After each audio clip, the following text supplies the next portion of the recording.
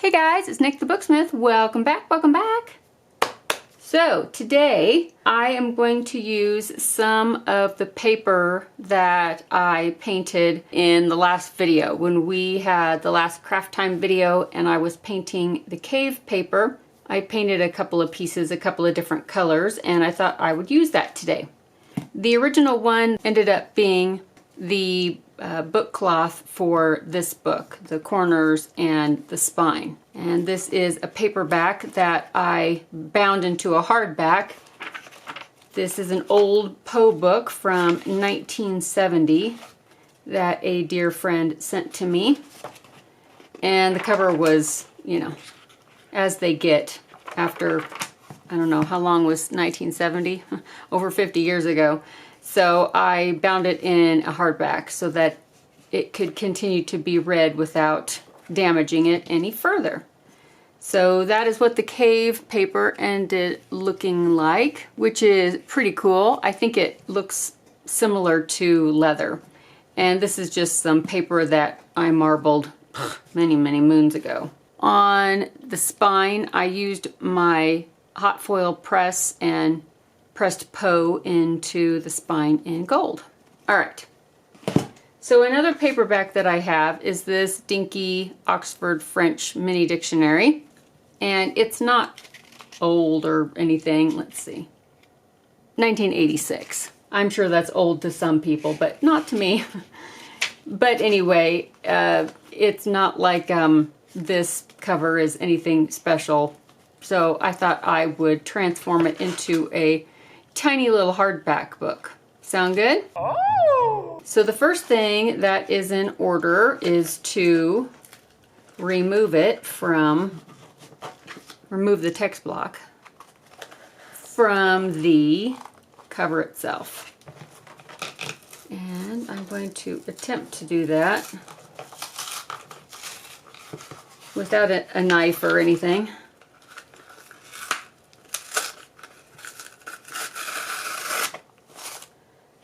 There's one side. And there's the other. Well, that was easier than I thought. It's just a vinyl cover. I'm going to see if I can take off these end sheets. This one isn't coming off that badly, so I'm going to see if I can just peel off this side.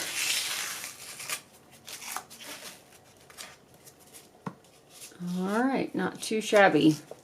The first thing I'm going to do is make some new end papers. This is a piece of printed Makta paper. It's just a nice decorative paper. It does not have a grain, so I don't have to worry about that. Just going to mark the height of the text block.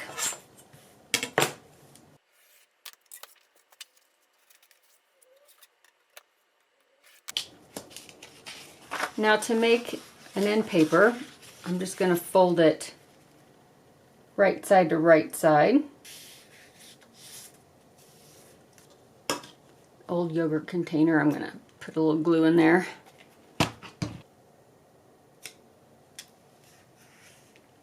And just barely put a little 1/4 inch of glue. Am I on camera? I forget.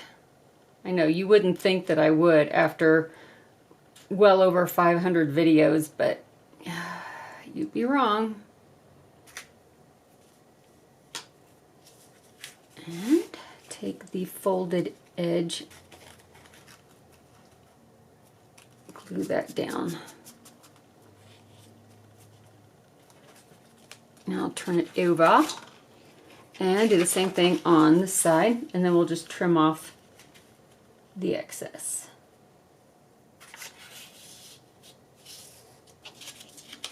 I think I'll trim this side off first before I add that, because I can see another piece hanging out over here, and then I think it'll be kind of harder to see.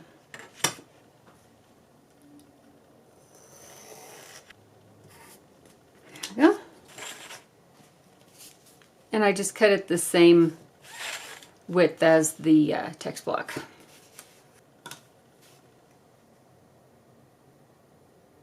And if it makes you nervous, you can always draw yourself a guideline about 1/4 inch from the spine edge up and from top to bottom, and that will be where you put the glue. But I'm going to just eyeball it. And again, that folded edge up against the spine.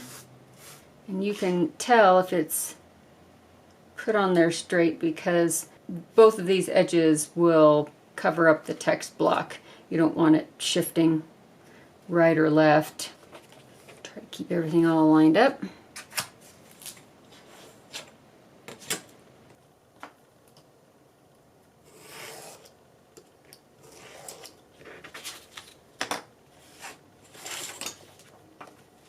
And there we are.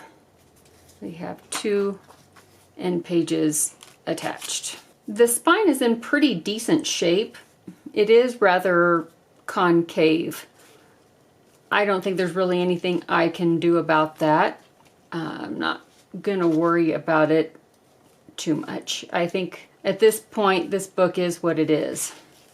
It's been around for a few years already, and it has assumed a shape that we would be hard pressed to change at this point. It's not gonna worry. Okay. What I am gonna do is I'm going to add a support though to the back of this spine in the form of just some cotton fabric. And I would get out my lying press, but I don't think I will. Gonna need more glue though. How is everybody doing? You guys doing okay? I had a rough week last week. It's just, you know, yeah. A very, very, very dear friend of mine passed away suddenly and very unexpectedly. And I think all of us that knew her were thrown for a loop. And, you know, it just takes a minute to try and process that kind of stuff. I think I was like zoned out for most of last week. I guess it was the beginning of this week. What day is it? It is, I guess it's Friday. So it happened last Saturday. So I guess it was this week. That shows you how zoned out I am. I don't even know what day it is. But then my brother came to visit, so that was nice. Nice to see my brother. He lives in another state. And with all the pandemic craziness, we didn't get to see him.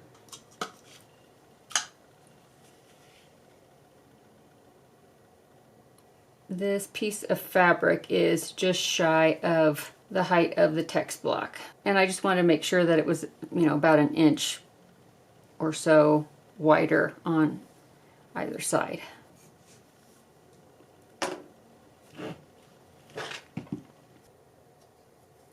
I like these scissors, and I also don't like those scissors. They're very awkward to handle for some reason. I just haven't been able to get used to them.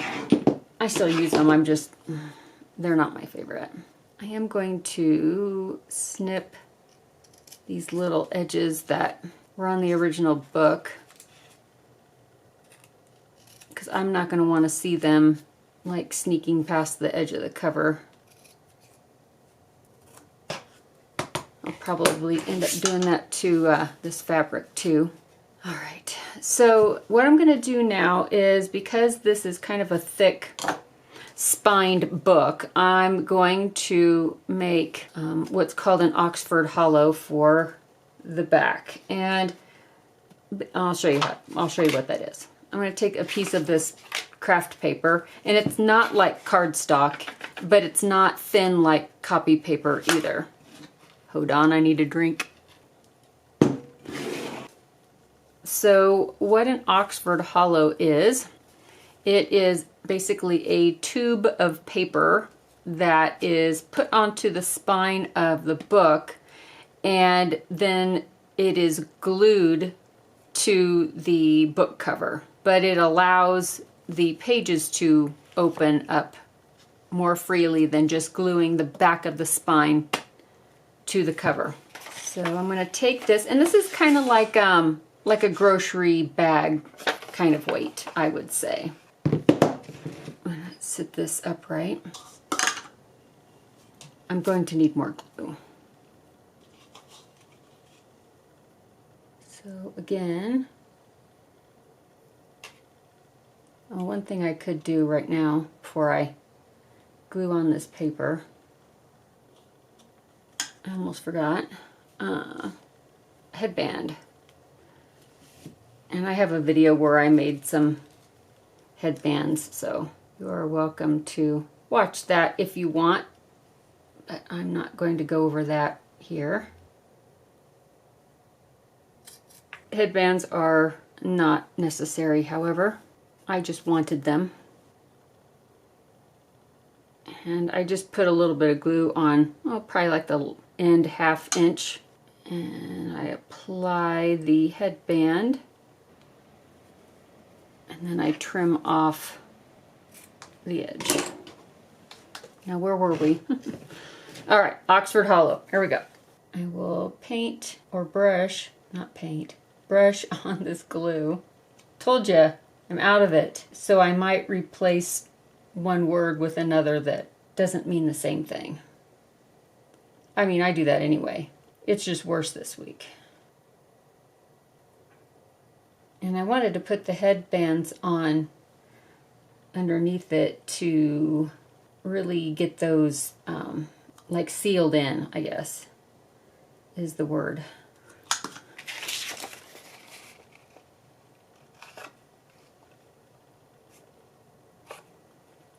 And the craft paper is about the same height as the fabric backing that I just put on. So just shy of that text block height. And once that's pretty secure, I'm going to put this straight edge up against this side, and I'm using the headbands as a guide so that I can fold the paper back over itself.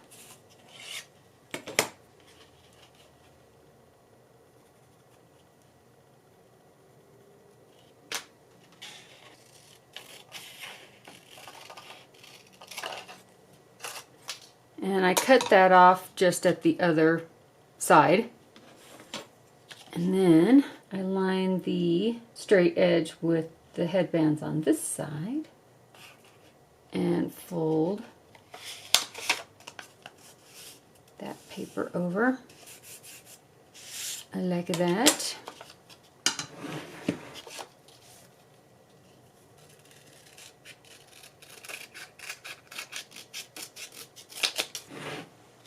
And now I put glue on this one. First, let me grab a piece of this acetate stuff.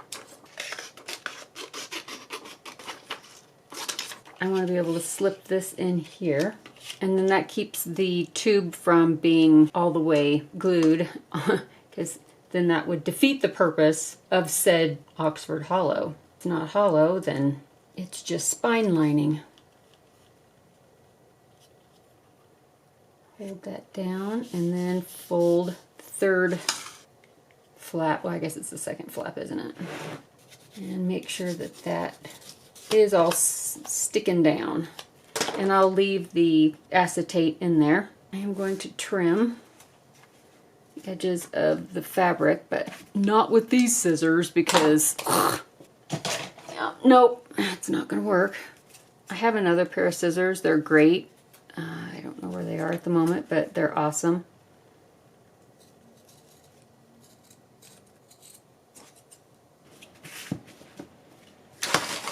For my book covers, I have a piece of chipboard from a notebook, and I can tell by looking at it that the grain runs this direction, just because I can see that the way the fibers are laying. And an easy way to tell is it's much easier to bend it with the grain like this than it is this way. This way it doesn't want to bend at all. So I know that this is the right grain direction.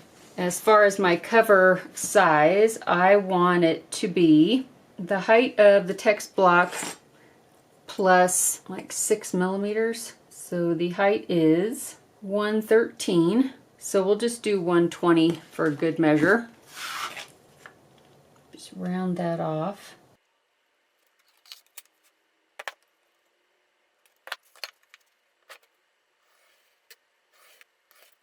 And the width of my book covers will be the width of the text block minus 3 millimeters. So it looks like they are, it is 78, so minus 3 would be 75, right?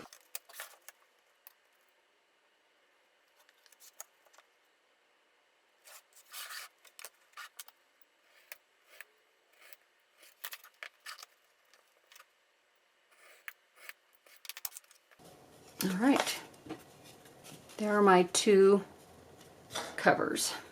If you like, at this point you can take some sandpaper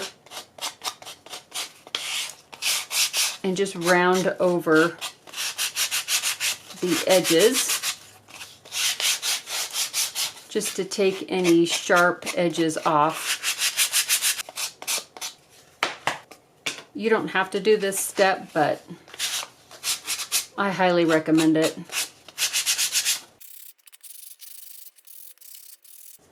And I think what I'm going to do is I'm going to mark an F and a B just so I keep my bearings as far as that goes. And also I'm going to mark the front of the text block so I don't put it on upside down. Not that I've ever done that before. No, I'm a profesh.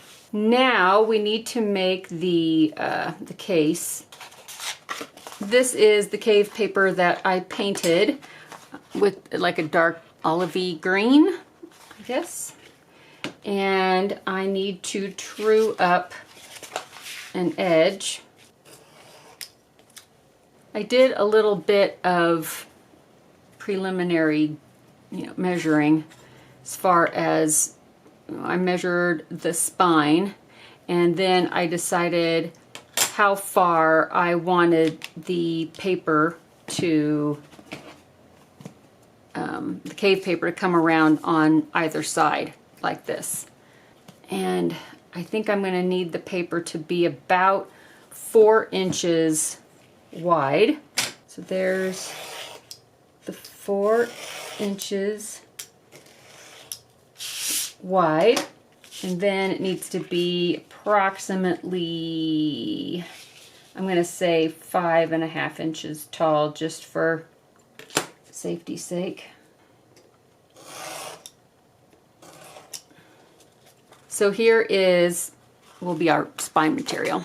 Okay? Yeah, it's yellow on the back because I was trying out some dye and it didn't work, so I didn't like it. I made a center line down the center of the opposite side of my spine material. And I took another piece of the craft paper and I made sure it was the same width as the spine and marked the center line on that as well. Piece of wax paper. And I'm going to glue this to the cave paper spine material stuff.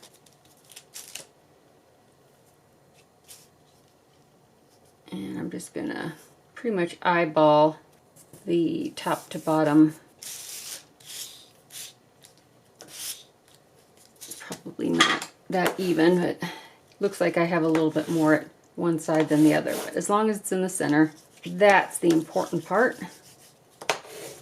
At this point, if I wanted to put a label on the spine, I could. Well, after this dries, I could go do that. I don't know if I'm going to do that. I'm not feeling it. Now, I've decided that I want for a hinge gap 7.5 millimeters because this text block is thick. If it's not this thick, you might be able to get away with maybe 6.5, but I've decided to go with 7.5. I'm going to draw that guideline just so I know where to put my glue. And now I shall get these glued on.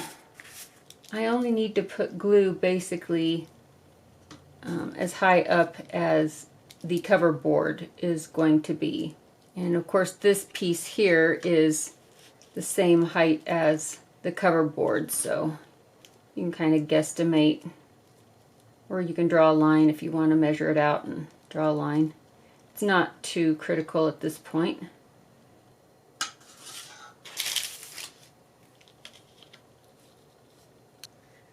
Then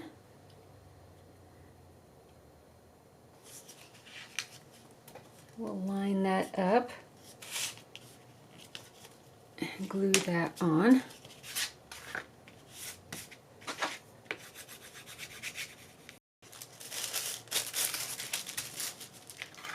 And now the other side. You know what I found out the other day? I mean, when I found out, I was like, did I know this? So I found out that coroners are elected, and in most of the states, except for 4, they don't have to even be physicians.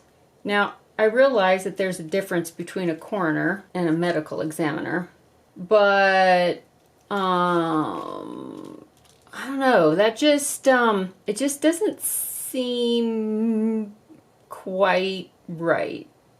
You'd think that a coroner would at least need to have some medical background. Like in 16 states, and this was all on the CDC website as far as like, you know, legal stuff. And there are, in 16 states, a person would have to have some kind of coroner training. So I guess it's, you know, probably a 6 weeks how to tell if somebody's dead class, I guess. I don't know. I'm assuming, because that's what coroners kind of do. But I don't know, that just didn't really hit me right. I'm thinking, I don't know if I would want a coroner to be there just because they won a popularity contest but lacked any medical training at all. I don't know.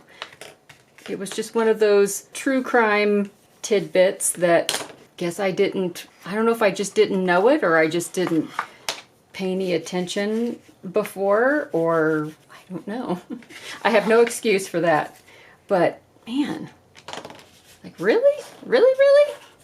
You'd think, you know, if you're going to be a plumber, you have to have a license to be a plumber. You can't just willy-nilly go out there and start plumbing. You have to have a license, like, to do those things. But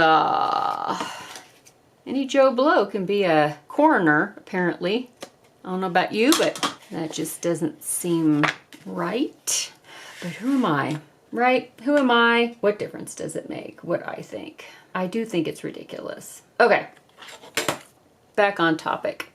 What I'm going to do is I'm going to add a layer to fill in, because now the edge of this cave paper makes a ridge right on top of the board. And I want it to be not that ridgy. I'm going to cut a snippy off and I'm going to fill those in.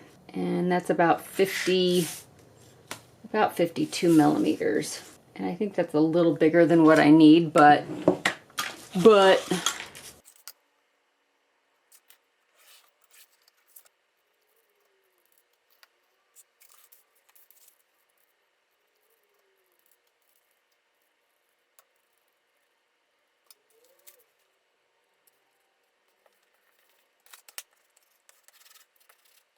and this part is, I mean, it's somewhat optional. Well, I mean, everything's optional, technically.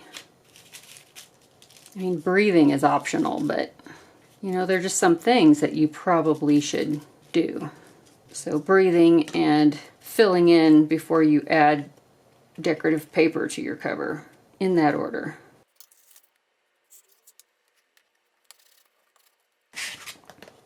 Now I can trim that off. So now it's nearly flush with that spine covering. For the decorative paper, I have this scrap of marbled paper that I bought at a paper store in Boulder. Pretty pretty. And the grain goes this way, because if I try to do it this way, it's easier to fold than this way. So it's this way. So I need to choose wisely where I want. But anyway, it just needs to be big enough to barely cover the edge of this cover material ends. So just a few millimeters, and then over to, you know, the edge. I'll cut it a little bit bigger in case I want to shift the design. And then I need to cut it a little bit bigger so I can fold around the edges.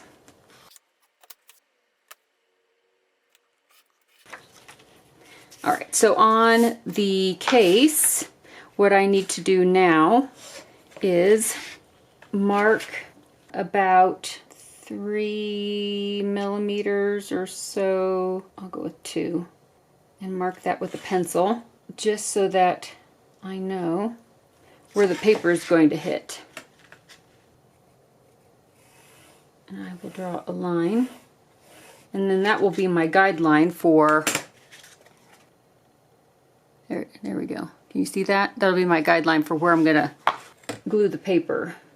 I'm just gonna do a half binding. I'm not gonna do corners just because I don't want to. Right. Yeah. And if you want to double check it, you can measure from that line to the edge of the board, which is 53, and then make sure that it is 53 as it is also on the bottom. And then over here as well, 53. Cool beans. We're gonna turn over the top and bottom edges, so these sides here. Glue goes on here, of course.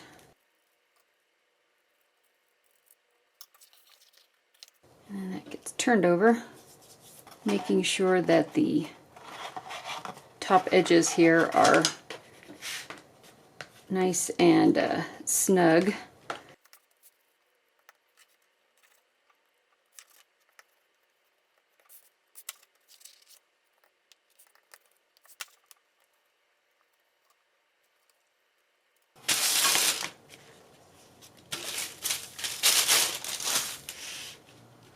Now it gets turned over the exact same way.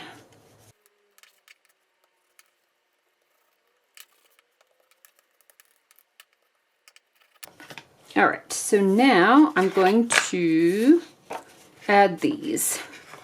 So if this is the front, and this will get glued just unto there. Now, what was I looking? Oh, it's gonna go like that. So add the glue to the back side. I could have marked out where the cover was going to be. That probably would have been the smart thing to do. So I'll do that on the back side. Do you ever do that? Like you're in the middle of something that you've begun. You can't really stop at now. You know, the glue is on, so it is what it is. But you're thinking, oh man, I should have, yeah. That should be sufficient.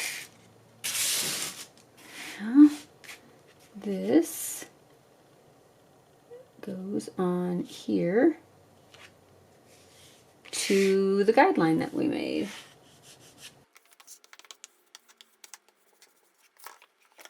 I'll just cut this down a bit because I don't need it all.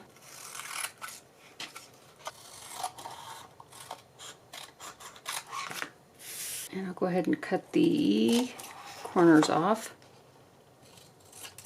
The head and tail traditionally are glued first.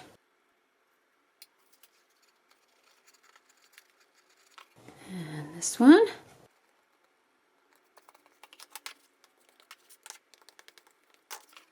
Now I'm going to put just a little bit of glue. That was a lot, Nick. I'm going to wipe out a little bit of glue. I'll put some on this side because we take our thumb and pinch that in on both sides.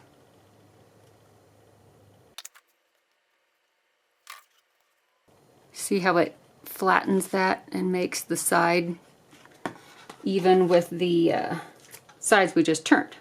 And then glue goes on this side.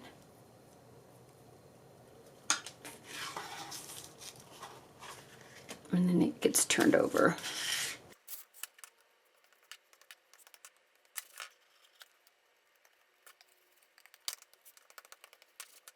While the paper is wet, I make sure that it is snugged down to the edges of the board as much as possible. But just be careful because paper is pretty fragile when it's wet. Now we can do the other side.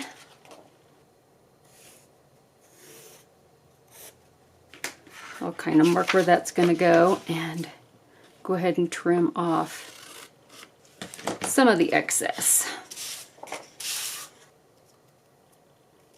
And of course you don't have to use marbled paper. You can use all kinds of different kinds of paper or fabric. I don't care. I don't care. It's your book. It's not so much the cover material as it is technique.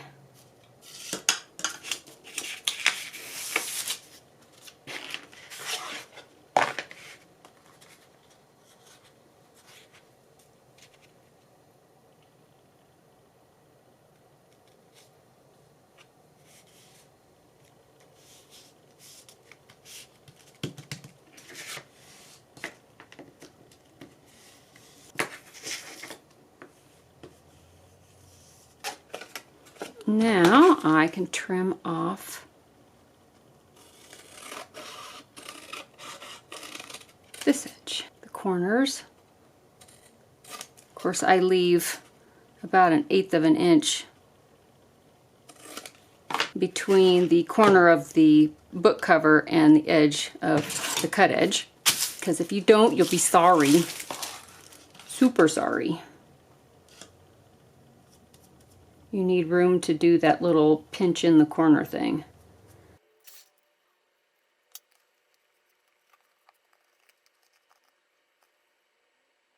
Do this edge. I have a song stuck in my head from the 70s, I think it was. And it won't leave.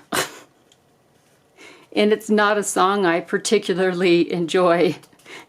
It's one of those songs that they've made into elevator music over and over and over. I mean, it's just, I mean, it's not Muskrat Love, thank God, because you'd probably find me outside mumbling to myself somewhere if it was that. That's probably the, oh, I hate that song. I hate that song. Stupid. It's stupid. Whoever thought anything about muskrats was, anyway, it's just dumb. Captain and Tennille. Dumb. Anyway. It's not that one. I don't even know what it's called. It's the one, here, I'll get it stuck in your head. It's the one, walking in the rain, hand in hand with the one I loved, or something. Oh my God, I hate that song. It's made the past 4 days of my life nearly unbearable. Okay, so here are my covers, and honestly, it doesn't matter which side is top or bottom, it doesn't matter, because I didn't put any title on it. This will get placed inside the cover like this. Just have to make sure that the head and tail are equally spaced at the top and the bottom, which that looks pretty good. All right. Typically with an Oxford hollow, we will put glue on the back of that hollow and it gets glued into the spine. That's and then you put the end papers down, because that's its purpose. I mean, I don't have to glue it down. It can just kind of hang out in there, but I think I'm going to glue it down, which might be a new concept for some people, maybe if they've never done an Oxford Hollow before. It was done in order to make a more flexible spine back in the day, because the spine was always adhered to the back of the text block itself, which makes a tight back book, but that kind of book isn't great for journaling in. Of course, this isn't a journal, this is a reference book, but typically if it's going to be a book where you're writing in it, you don't necessarily want it to be tight back. You don't want it to be glued directly to the spine of the cover, and it just inhibits the book from, well, it's called throwing up, which sounds awful, but it's not, it's not puking. It's the pages throwing up or opening flat, lying flat. Hence, the Oxford Hollow was born in order to facilitate a more flexible binding so that one could open the book up a little easier and you could write in it easier too. But it's good for all kinds of books. Now I will place that back in the center, and I have a little bit of time to futz around and make sure that it's all copacetic in there. And I think that's pretty good. Put the bone folder in there, and sometimes I will leave the bone folder in the spine like this just to make sure that that hollow sticks to where we just glued it. And I'm pressing back on the foredge to make sure that the text block is seated back into the spine as much as possible. I'm going to give this a few moments for the PVA to work its magic, because I don't want to open it up and finish it until that is near, at least mostly dry, because if you move it around too much now, it's gonna pop off. A few minutes later. Okay. I think it's probably dry enough. I'm gonna grab a piece of wax paper and just put it in here, because I don't want it to, the glue to get on the other pages. And I'm gonna glue down, remember that little flap that was attached to the book in the first place? So glue that down. And then this fabric support thingy.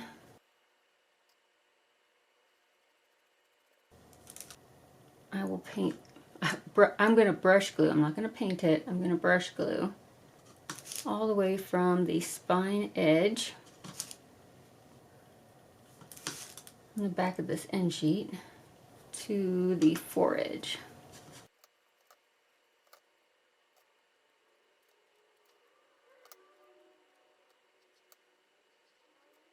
I want to make sure that this hinge area gets plenty of glue in it.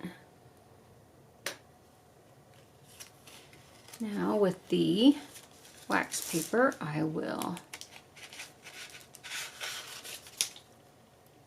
fold that back.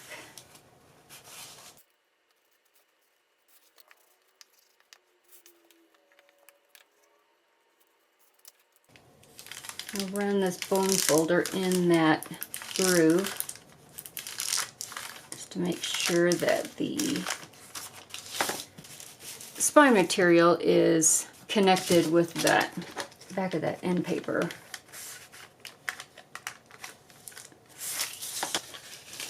Take a new piece of wax paper and put that in there and turn it over. And then the same thing gets done on this side.